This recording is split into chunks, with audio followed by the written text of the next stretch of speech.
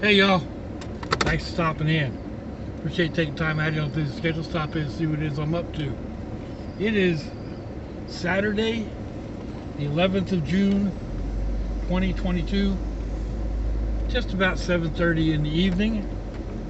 It is 84 degrees Fahrenheit here in Jacksonville, Florida. Humidity is at 73%. And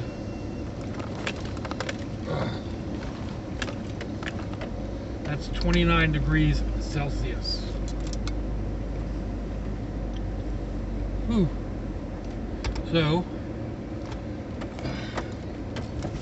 didn't really do a whole lot today. I didn't sleep well last night. We had some rainstorms come through, kept waking me up. One gave me a bad headache. Couldn't get back to sleep. So, I don't know, kind of been dragging around the place all day today. I just had to get out. I got a few things moved around, put away.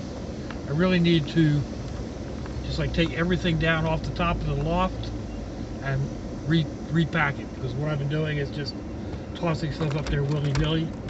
So that's where I need to start. But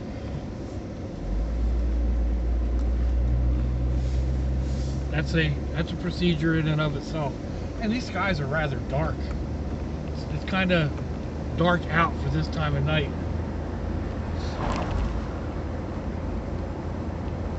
I'm going to go get gas. Hopefully I make it there in time. I should. They close at 8. It's not yet 7:30. So I thought about going to Georgia. They are 20 some odd cents a gallon different. 20, what did I figure out last night? Almost 24 cents difference. So it's 31 miles from here. That's 62 miles round trip.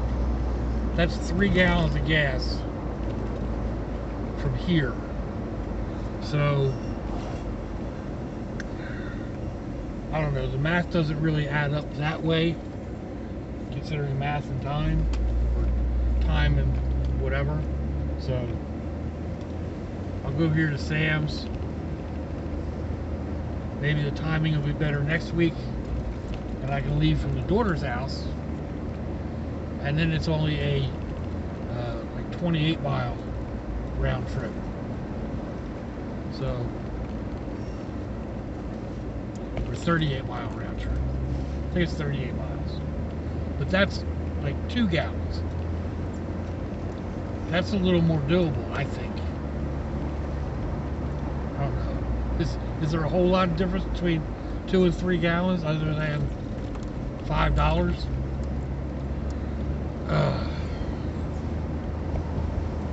Anyway.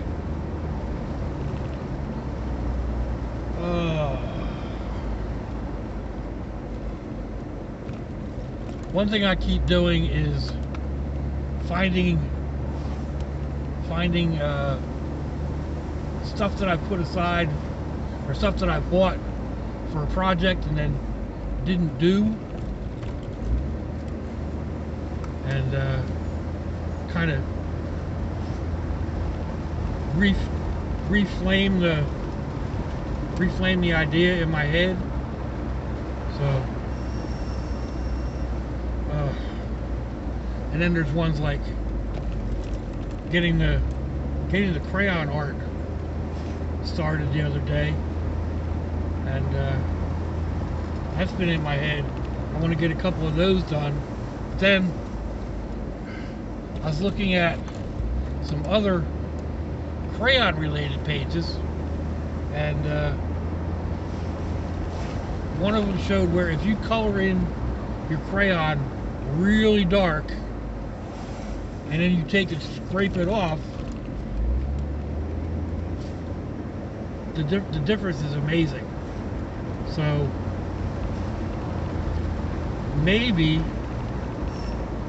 what I was tossing around after looking at that was taking a scraper to the piece I did yesterday, the bright orange and yellow or whatever, and scraping the wax off of the top and seeing, you know, how well the dye stays on the canvas.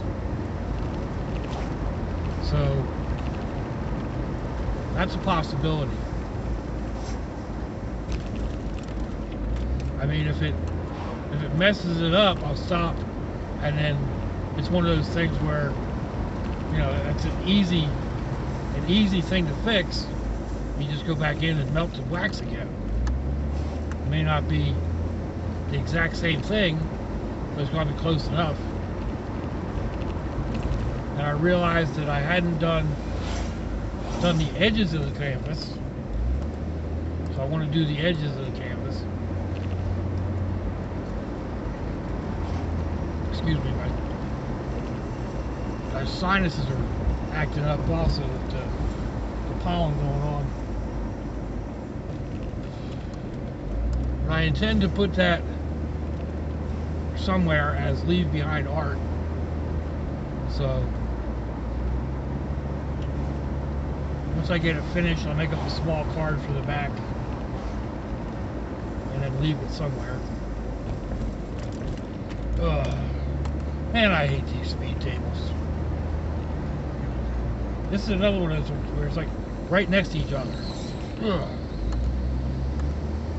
Now the next one's up here quite a ways. Well, not quite a ways, but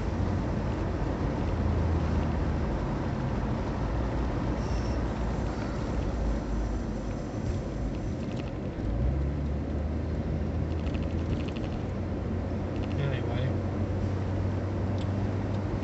I bought those vinyls thinking about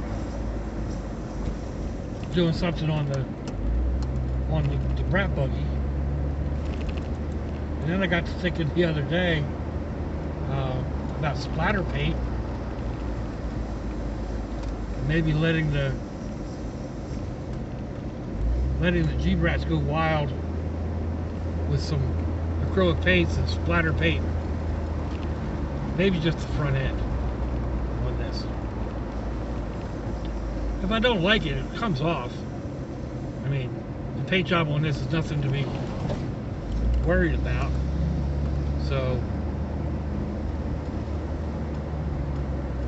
if I don't like it, I just take some alcohol and paper towels, let the alcohol soaked paper towel sit on the paint for a couple minutes. It'll wipe right off. So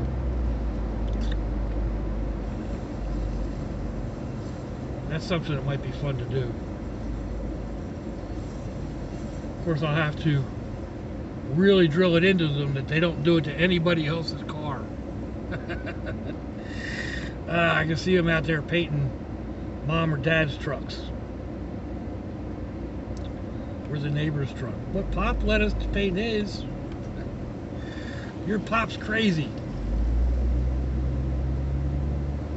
Wouldn't be the first time I've done something like that. At one point I had they're 12 now, but we were dipping their feet in paint, and then they walked up and down the driveway. So I had these little footprints up and down the driveway, and then I had them walk on the window of the car. I don't remember which car it was, but let's see, 1, 2, 3, 4, 5, 1, 2, 3. It's hard to guess. They're at 465. I think what I saw the Pilot at up in Georgia was 447. So it's not quite 20 cents difference. When I checked this last night, it said 474, I think.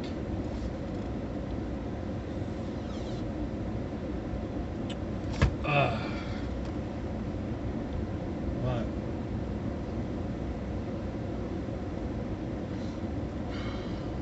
it's actually a nice day. I do have the air conditioner running and the windows open.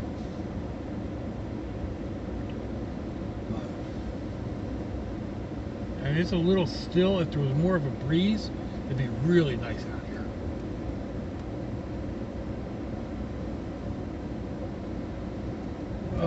Well, that line's moving.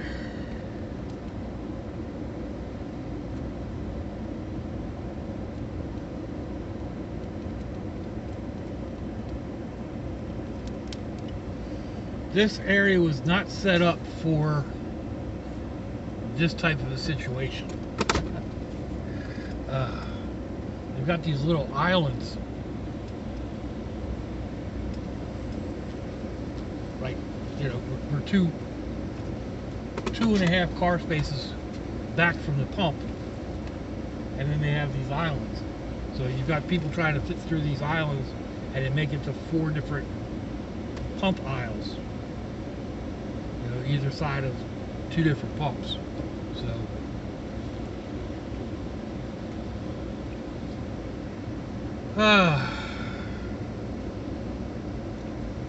just a bit of a hassle. Could be worse. I mean, 464 did I say? Whatever. That's getting crazy, but so far it's still doable. More or less. I mean, especially now that, you know, I can cut way back on my driving.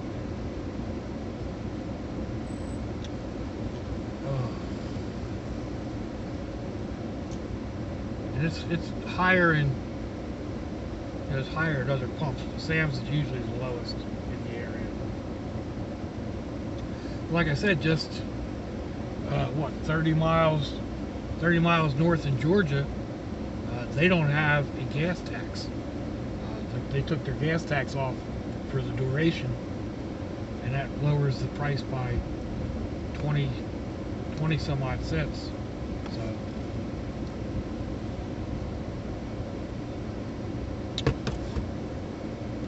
back when I smoked, it made sense to go like once a month up to Georgia and buy several cases of cigarettes, because you saved like $4 a case. So, you know, I'd go up and buy a couple weeks worth for me and a couple weeks worth for the old miss, sometimes for the boys. Just depends. You had to be careful, like you weren't allowed to carry, if you got caught carrying like 30 cartons of cigarettes, you could get in trouble. So couldn't go by myself, but if the old miss and I both went, you know, we could both bring home, like, I don't remember if it was 10 or 15 cartons apiece without getting in trouble. But they can't do that with fuel, you know, other than, like, I can't be hauling, you know, can't be driving 3 vehicles up there filled up. I do have the van sitting with a full tank of gas. And I thought about tapping into that. But I'm going to leave that for a little while and see how prices go. Or at the end of the month when my budget is tight. And I've got almost 3 fill-ups in the van for this. So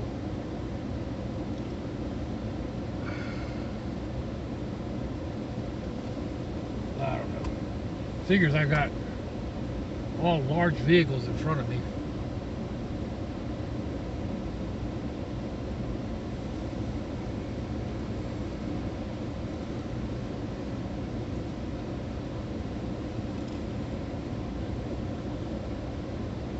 I I could get gas on the other side if I wanted to. I can. The hoses do reach around to the other side of the vehicle.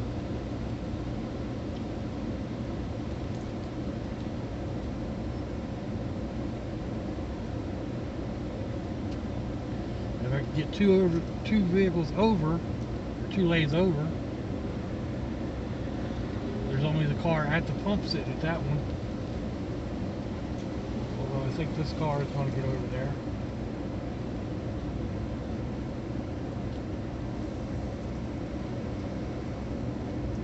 You got it, go for it.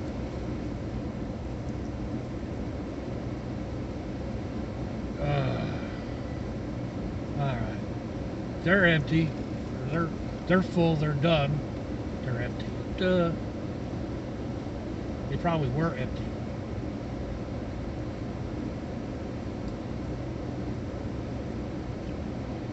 Now it's not going to make so much difference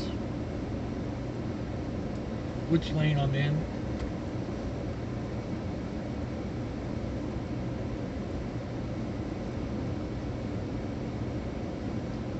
Other than those 2 vehicles have smaller tanks, I believe. So I'm going to go to that side. And we'll see how that works out.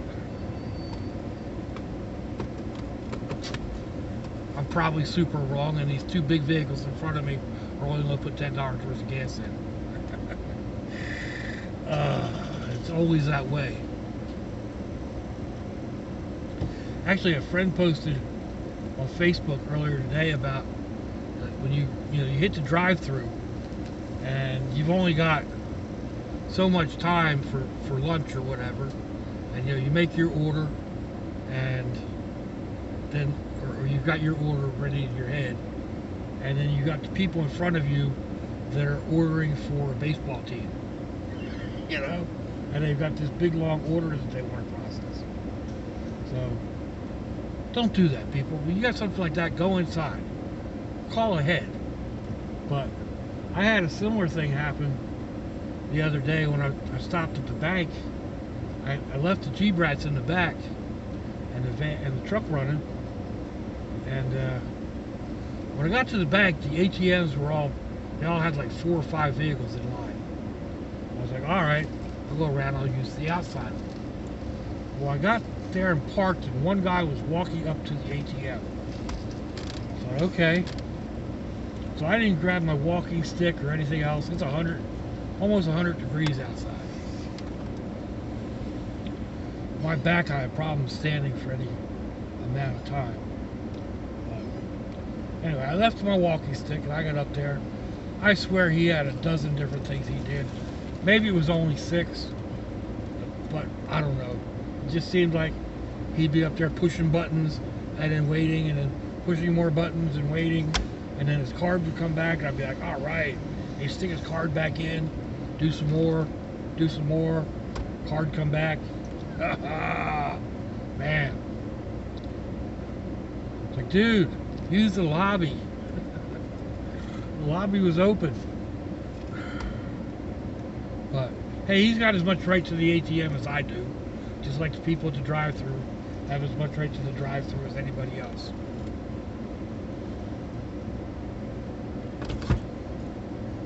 Sometimes I think it's common courtesy.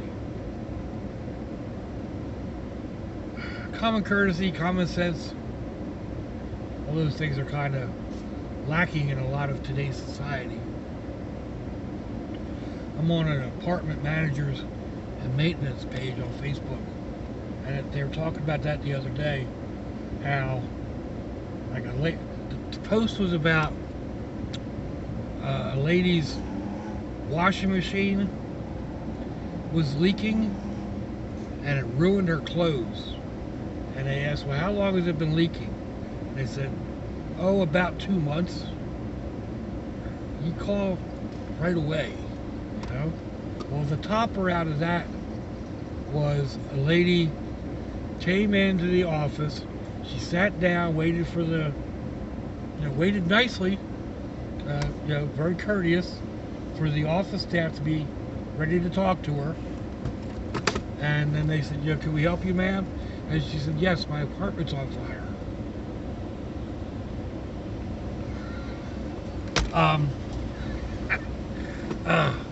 The apartment was a total loss.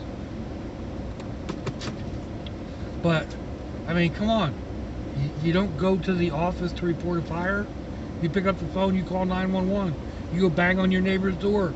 Say, call the fire department. Something. Yeah. Common sense is sometimes in very short supply.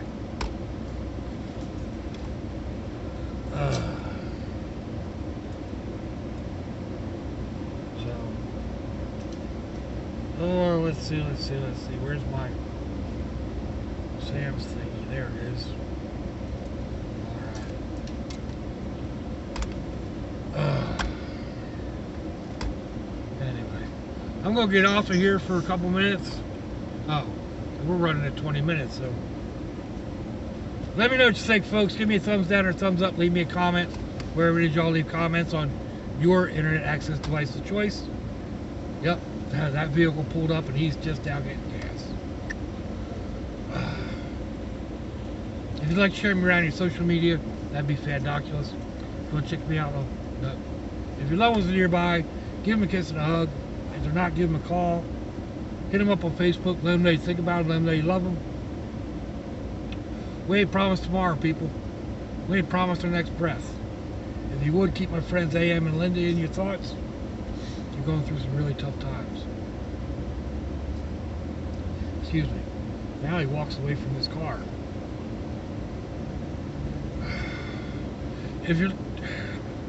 So I see y'all again. I hope you have a fandoculous day. Slouchy, y'all.